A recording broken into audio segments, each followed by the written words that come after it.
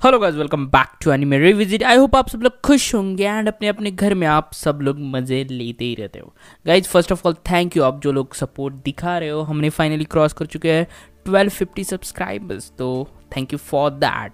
And अगर आपने पिछले वाले एपिसोड्स नहीं देखे हैं तो प्लीज़ जाके उन्हें चेकआउट कर लेना, क्योंकि आज हम देखने वाले सोलो लेवलिंग का एपिसोड नंबर 11। तो जैसे लास्ट एपिसोड में हमने देखा था कि अपने संग भाई साहब निकल पड़े जॉब चेंज क्वेस्ट पे, उनको पता नहीं कि ये सब क्या है। तो इस एपिसोड में हम कंटिन्यू अब देखते हैं कि संग अपने शहर से दूर एक सुनसान जगह पे आया हुआ है, क्योंकि उसको पता है जब भी ऐसी कोई क्वेस्ट आती है तो कहीं ना कहीं डंजन ओपन होता है, तो ऐसी चीज़ें अकेले में ही करना प्रेफरेबल है। एंड यस, जब वो क्वेस्ट को एक्सेप्ट करता है तब एक बड़ा सा पोर्टल ओपन होता है एक डंजन के लिए। एंड इस बार का पोर्टल थोड़ा सा अलग होने वाला होता है, क्योंकि पोर्टल ओपनिंग पे थोड़ी सी लाइटें वाइटें वहाँ पे चमकती है एंड एक अलग टाइप सा डंजन दिख रहा होता है। एंड अपना जो संग है वो चला जाता है उस डंजन में देखने के लिए अंदर क्वेस्ट क्या है। दूसरी तरफ हमें दिखाया जाता है जिनो को। जिनो अपने डैड के साथ कर रहा होता है डिनर एंड वहाँ पे आ जाता है उसका भाई। उनका एक्चुअली डिस्कशन चल रहा होता है कि जो योजिन कंस्ट्रक्शन की गिल्ड है उसमें उनको चाहिए होते हैं एस रैंक के हंटर्स। तो उनकी बातें चल रही होती है कि हमने चाहिन से पूछ लिया और भी लोगों से पूछ लिया तो उन्होंने मना कर दिया, फिर भी हम पैसों से एस रैंक हंटर्स को खरीदने की कोशिश कर रहे हैं। यहाँ पे उसका जो बड़ा भाई होता है वो मेंशन भी करता है जिनो को कि मुझे पता है कि तुम क्या कर रहे हो, कि सी रैंक के गेट खरीद रहे हो, प्लस तुम्हारी एक स्ट्राइक टीम तुमने क्रिएट की है। अगर ये सब तुम मस्ती के लिए कर रहे हो तो कोई बात नहीं है, सिर्फ मेरे रास्ते में आना मत। यानी कि यहाँ पे थोड़ी सी राइवलरी दिखाई जा रही है। अपना जिनो मन ही मन में सोचता है कि इस भाई को पता ही नहीं कि अपने जो संघ के वो ताकत क्या है। अगर इसको पता चल जाता तो वो संघ को ही हायर कर लेता, बट फिर भी मैं संघ के साथ इस गिल्ड को आगे ले जाऊंगा। अब फिर से हमें दिखाया जाता है संघ को। संघ एंटर हो चुका है उस डंजन में। एंड गाइज ये डंजन थोड़ी सी अलग होने वाली है, क्योंकि इस डंजन के कुछ रूल्स है। आप इस डंजन में कोई भी पोशन यूज नहीं कर सकते। सिस्टम जो संघ को अपने आप हील करता था जब भी किसी मॉन्स्टर को डिफीट करता था वो नहीं होने वाला। एंड जब तक संघ सारे मॉन्स्टर्स को डिफीट नहीं करेगा तब तक संघ यहाँ से निकलने नहीं वाला। यानी कि अब संघ को पहले ही थोड़ा सा अंदाजा आ चुका है कि ये जो डंजन है वो थोड़ी सी टफ होने वाली है। एंड अब अपने संघ का सामना होता है उससे पहले मॉन्स्टर से। ये जो मॉन्स्टर होता है वो एक सिपाही होता है, एक आर्मर टाइप मॉन्स्टर होता है जिसका जो कवच होता है वो ऑफकोर्स हार्ड होने वाला था। संघ जैसे ही उसको देखता है उस पर हमला कर देता है अपनी डैश मूव से, अपने डैगर को उस पर मारता है, बट वो डैगर काम नहीं करता। उसका जो कवच होता है वो बहुत स्ट्रांग होता है। संघ उस पर दूसरा हमला करता है अपनी फेटल स्ट्राइक से, बट वो भी वेस्ट हो जाती है। एंड संघ रियलाइजेस कि भाई इसका जो आर्मर है वो कुछ ज़्यादा ही स्ट्रांग है। वो जो आर्मर नाइट होता है वो अपने संघ पे हमला कर देता है। संघ कैसे तो अपने आप को सिर्फ वहाँ पे डिफेंड करता है, बट यहाँ पे अब जो अपना संघ का एक्सपीरियंस है वो बहुत ज़्यादा बढ़ चुका है, प्लस उसकी जो लेवल है वो 40 क्रॉस कर चुकी है। संघ को याद आता है कि वो जो सांप था, वो ट्रेन वाला जो एपिसोड था उसमें भी ऐसा ही सांप था जिसकी जो स्किन थी वो हार्ड थी, तब उसने अपने संघ ने उसको अपने हाथ से दबोच के मारा था। एंड यहाँ भी संघ वही करता है। वो अपनी फास्ट स्पीड का यूज करके उस मॉन्स्टर के पीछे चला जाता है एंड उसकी जो मुंडी होती है वो अपने हाथ से अलग कर देता है। मतलब इतनी ताकत है अपने संग भाई साहब के, सिर्फ हाथ से उसको पेल दिया।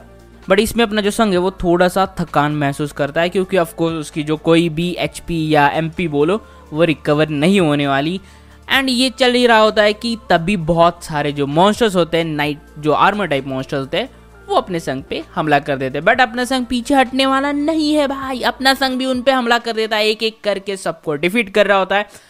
एंड गाइज यहाँ पे और एक ट्विस्ट है, सिर्फ वो कवच वाले मॉन्स्टर्स ही उस पे हमला नहीं करते, और भी मॉन्स्टर्स होते हैं। कुछ तो मॉन्स्टर स्टेल्थ मोड का यूज कर रहे होते हैं, कुछ तो जादू का यूज कर रहे होते हैं, उसमें कुछ तो होते हैं वो आर्चर का यूज कर रहे होते हैं। मतलब भाई चार अलग टाइप के मॉन्स्टर्स संघ पे हमला कर रहे हैं। एंड अब हर मॉन्स्टर से डील करने के लिए संघ को अलग अलग एबिलिटीज यूज करनी पड़ रही है। मतलब जो कवच वाला है उसके लिए उसको अपनी पावर यूज करनी पड़ रही है, जो आर्चर है उसके लिए उसको अपनी स्पीड का यूज करना पड़ रहा है, जो जादू वाला है उसके लिए उसको दिमाग से खेलना पड़ रहा है, तो जो स्टेल्थ वाला है उसके लिए उसको परसेप्शन यूज कर रही है। तो इतनी सारी एबिलिटीज एक साथ यूज करने से जो संघ की फटीग है वो बहुत तेजी से बढ़ना शुरू होती है। But Sung finally manages to defeat all of them. Sung सारों को डिफीट कर देता है। हालांकि वो बहुत थका हुआ है, बट कैसे तो संघ अपना यहाँ पे मैनेज कर देता है।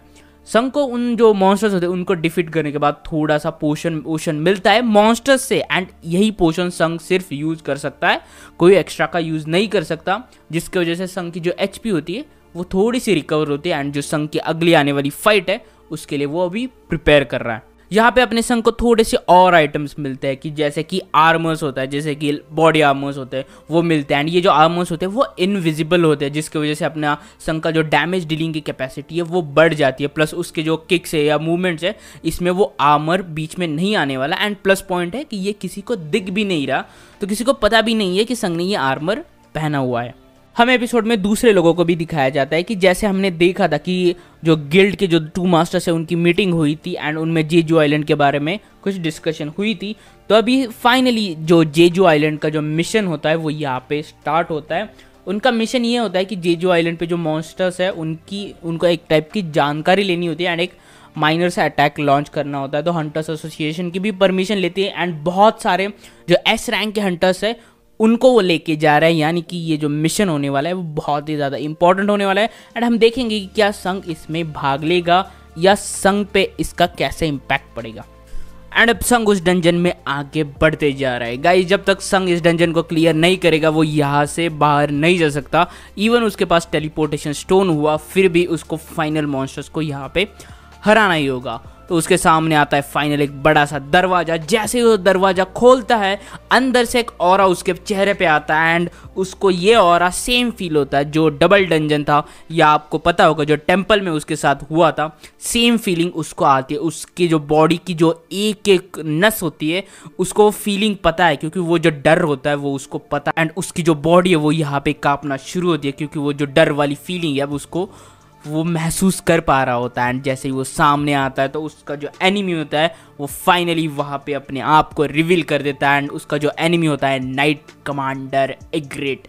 जैसे ही संग उसको देखता है जो संग फील कर लेता है कि भाई साहब ये मॉन्स्टर कुछ अलग ही लेवल का है, मतलब अब तक संग ने जिनको भी फेस किया है उससे बहुत भयानक ये होने वाला है। इसको हराना मुश्किल होने वाला है, नामुमकिन तो नहीं बोलेंगे बट मुश्किल होने वाला है, क्योंकि उसकी जो प्रेजेंस है वो इतनी टेरिफाइंग है क्योंकि संग की रूह कांपना शुरू हो रही है यहाँ पे।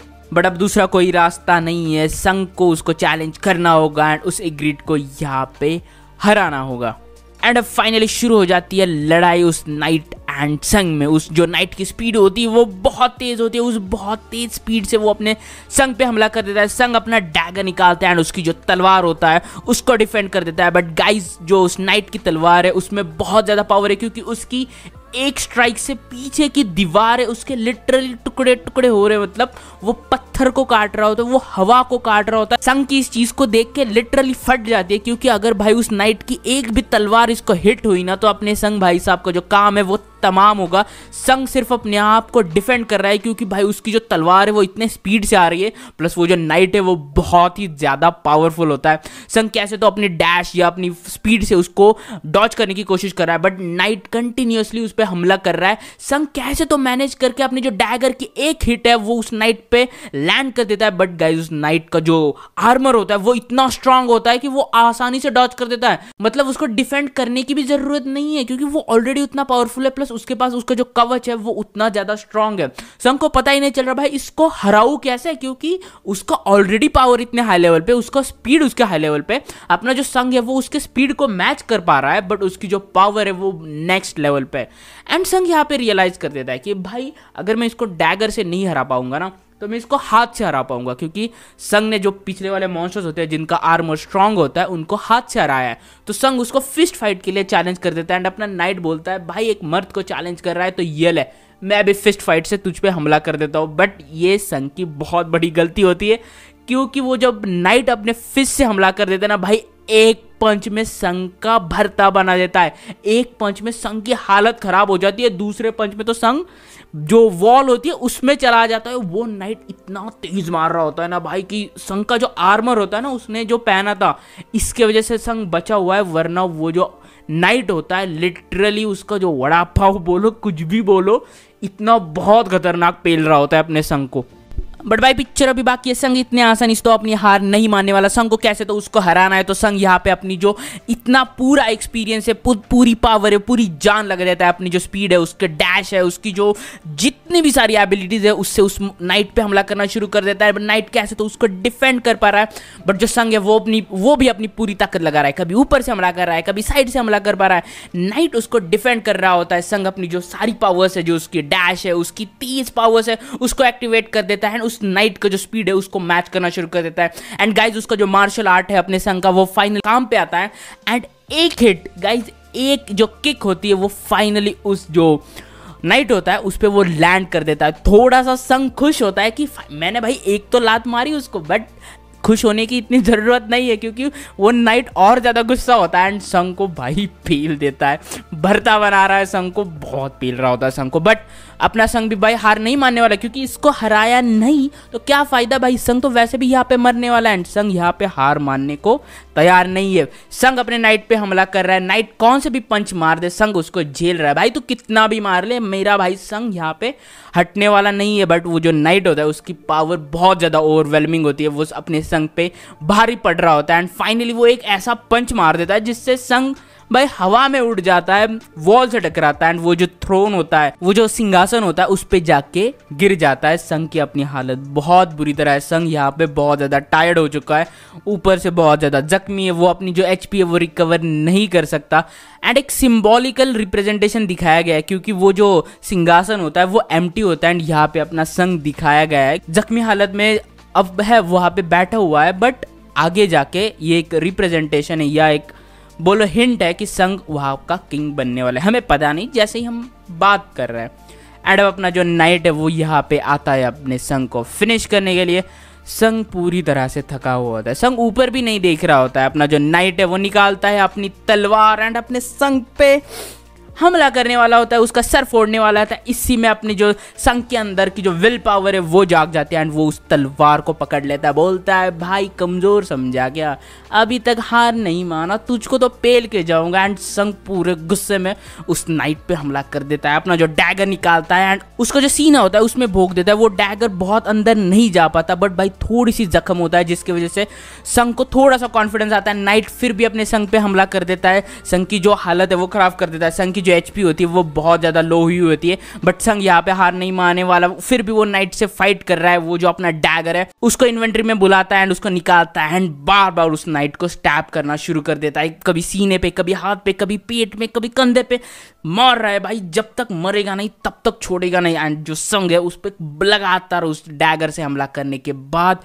फाइनली वो जो नाइट होता है वो थक जाता है एंड उसको जो ब्लीड आउट होने की वजह से वो नाइट वहाँ पे मर जाता है। मतलब ये जो लड़ाई थी ना भाई, अनबिलीवेबल लेवल की थी। संग यहाँ पे मरने वाला था, बट संग मैनेज कर देता है एंड उस नाइट को वहाँ पे वो हरा देता है। नाइट को हराने के बाद संग को अपने बहुत सारे आइटम्स मिलते हैं। उसको एक हेलमेट भी मिलता है जिससे उसका सर प्रोटेक्ट हो सके, जिसके वो जो डैमेज है, डीलिंग कैपेसिटी है, वो बढ़ सके। और भी बहुत सारी स्किल्स मिलती है, बट अब ये सारी चीज़ें एंजॉय करने का टाइम नहीं है। संग को कैसे तो यहाँ से बाहर निकलना होगा, क्योंकि वो कोई पोशन भी पी नहीं सकता। वो जो टेलीपोर्टेशन स्टोन है उसे वो प्लान कर रहा होता कि वहाँ से बाहर निकले, बट जब तक टाइम मिलता तब तक उसका जो नेक्स्ट चैलेंज होता है वो वहाँ पे खड़ा होता है। बहुत सारे जो पोर्टल्स है वो ओपन होते हैं, उसको नोटिफिकेशन आता है कि ये तुम्हारी एंड्योरेंस टेस्ट है, जितना देर तुम यहाँ पे खड़े होगे तुम्हें उतने ज़्यादा पॉइंट्स यहाँ पे मिलेंगे। एंड देखते ही देखते बहुत सारे जो मॉन्स्टर्स होते हैं वो उस पोर्टल से निकलना शुरू होते हैं। मतलब जितना देर अपना संग यहाँ पे खड़ा रहेगा, उन मॉन्स्टर से फाइट करेगा, उतने ज़्यादा उसका एक्सपीरियंस बढ़ेगा